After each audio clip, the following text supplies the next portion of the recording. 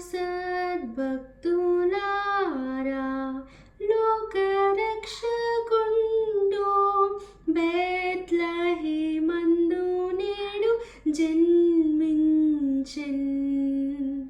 రాజాది రాజు ప్రభువైన క్రీస్తు నమస్కరింపరండి, నమస్కరింపరండి, నమస్కరింపరండి, ఉత్సాహింతుము. సర్వేశ్వరుండా నరరూపమెత్తి